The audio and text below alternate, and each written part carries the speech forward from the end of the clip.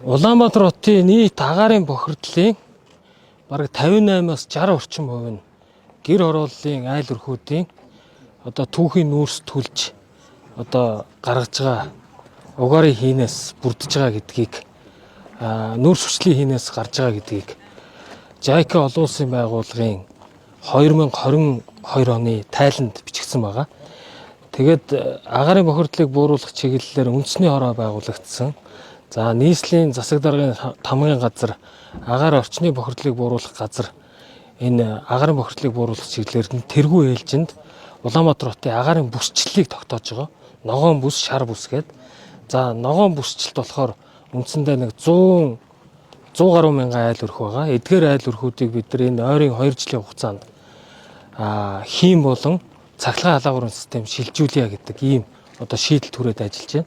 За айл өрхүүдийг хийм болон цахилгаан халаагуур шилжүүлэх бол маш хэлбэрхэн шууд суурилуулал гарч байна. Гэтэл бид нар заавал ингэж айл өрхүүдийн дулаан алдалтыг ханаасаа, цонхноосоо, хаалганаасаа, шалнаасаа, таазнасаа ингээд дулаан алдалтгүй болгох энэ чиглэл рүү бид нар гол одоо зорилгоо тавьж ажиллаж байна. Тэгээ өнөөдөр бид нар Сонгон хайрхан дүүргийн 3 дугаар хорооны нутаг дэвсгэрт одоо айлын амны сууцыг яаж дулаалах вэ? Монгол гэрийг яаж дулаалах вэ гэдэг ийм дулаалгын одоо завгар дулаалгаа өнөөдөр бас ерөнхий сайдад танилцууллаа. Тэгэхээр айл өрхүүд ингээд нийслэл хотоос тавьж байгаа дулаалгын стандарт шаардлагыг нийслэлтэй хамтарч хийсэн айл өрхүүдэд бид нар төхөөрөмжийг суйрлуулах, за цаашлаад хэрэглэн дээр нь үнийн урамшуул үзүүлэх ийм төслийг хэрэгжүүлэхээр ингээд бэлдэж байна.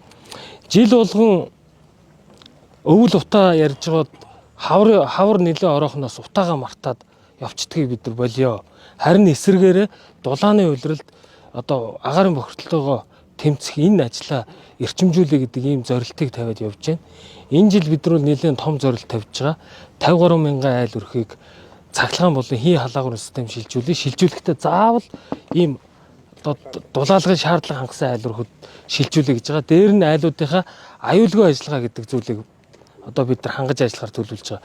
За хоёрдугаарт бид нар хийж байгаа ажил бол нөгөө ногоон бүст багтаагүй үлдсэн одоо 100 мянган айл өрхүүдийг нүүрснийх нь хувьд хагас кокс руу шилжүүлье. Өөрөөр хэлбэл нөгөө одоо жигнэж химийн хүнд элементүүдийг салгаж авсан энэ түүхийн эд суурьтай шинэ нүүрсийг хэрэглэн нэвтрүүлье.